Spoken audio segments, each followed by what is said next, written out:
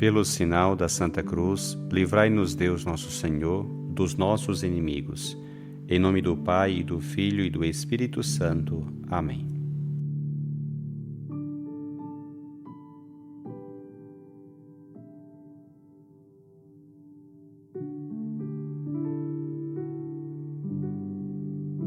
Do Evangelho segundo João.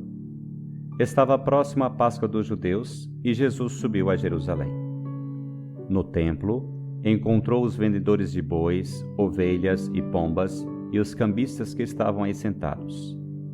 Fez então um chicote de cordas e expulsou todos do templo, junto com as ovelhas e os bois. Espalhou as moedas e derrubou as mesas dos cambistas. E disse aos que vendiam pombas: Tirai isto daqui, não façais da casa do meu pai uma casa de comércio. Seus discípulos lembraram-se, mais tarde, que a Escritura diz: O zelo por tua casa me consumirá. Então os judeus perguntaram a Jesus: Que sinal nos mostras para agir assim?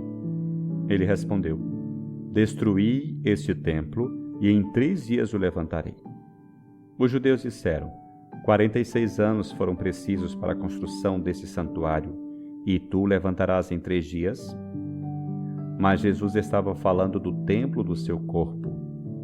Quando Jesus ressuscitou, os discípulos lembraram-se do que ele tinha dito e acreditaram na Escritura e na palavra dele.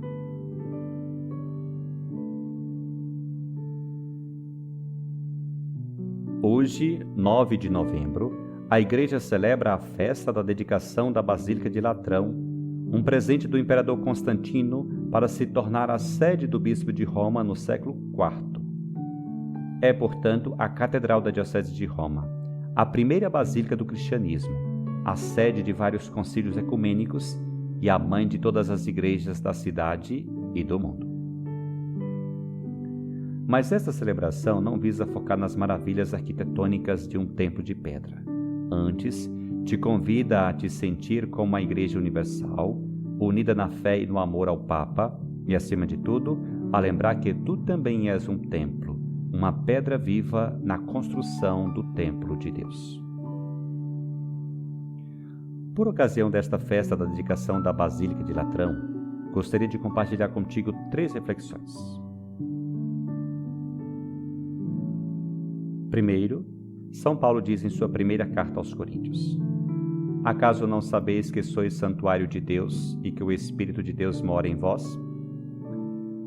Saiba que Deus habita em nós, que pelo batismo fomos constituídos templo de Deus e que onde quer que estejamos, devemos ser presença de Deus para aqueles que nos cercam.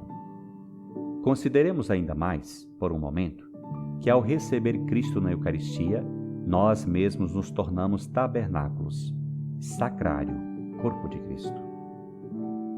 Pergunta-te: és um lugar de encontro com Deus para os outros?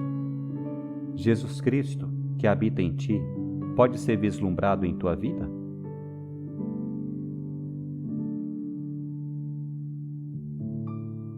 Em segundo lugar, na festa de hoje, nos é oferecido o texto da expulsão dos mercadores do templo por Jesus, segundo o relato de João.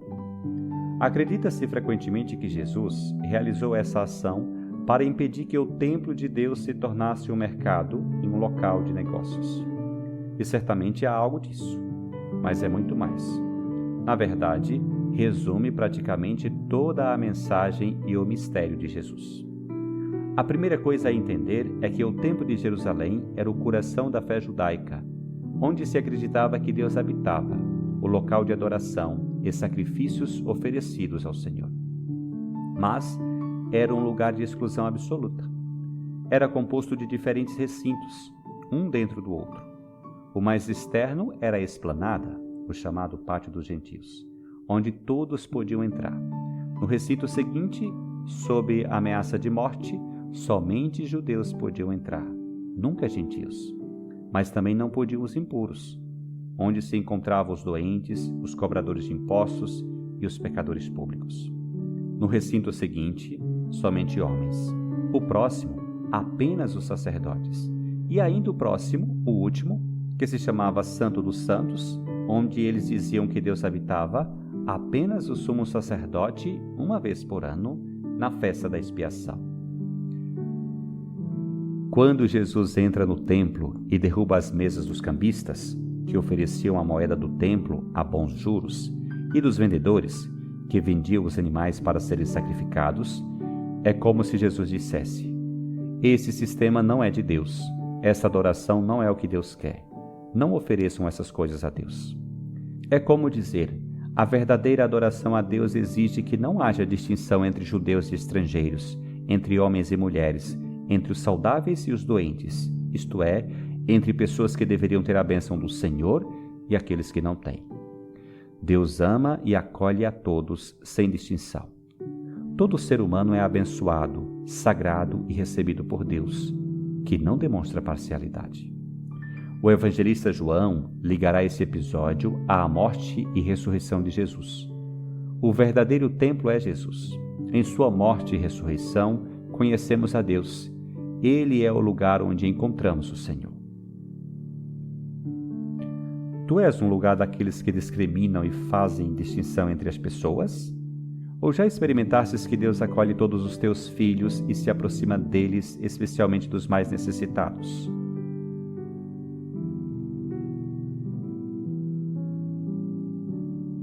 Em terceiro lugar, quero aproveitar dessa ocasião para falar sobre a igreja enquanto edifícios. As igrejas são sinais visíveis da presença de Deus entre nós e expressão concreta da fé de um povo que se reúne para cultuá-lo.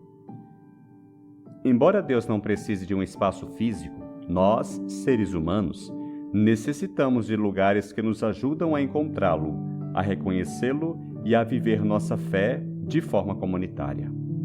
A igreja é casa de oração e símbolo da casa do Pai para a qual caminhamos.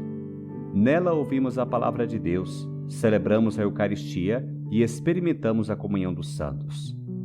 Por isso, as igrejas devem ser cuidadas com zelo, simplicidade e dignidade, assim como devemos cuidar do templo interior que somos nós. O respeito ao espaço sagrado revela o grau de nossa consciência sobre o mistério que ali se celebra. Mesmo sabendo que um dia esses templos desaparecerão, o culto verdadeiro que prestamos a Deus nos transforma e nos prepara para a eternidade. Somos templos vivos de Deus, mas formados e nutridos no templo de pedra, onde a igreja viva se reúne. Perguntas-te: tens consciência da importância espiritual da igreja como lugar de encontro com Deus? Teu comportamento dentro da igreja-templo reflete reverência, respeito e fé no sagrado?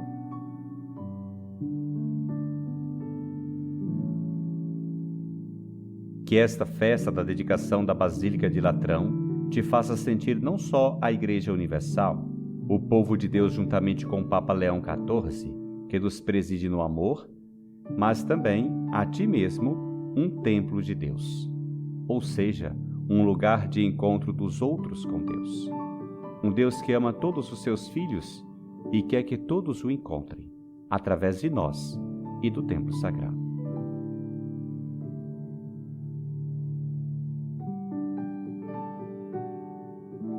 Que o Senhor te abençoe, te livre de todo mal e te conduza à vida eterna.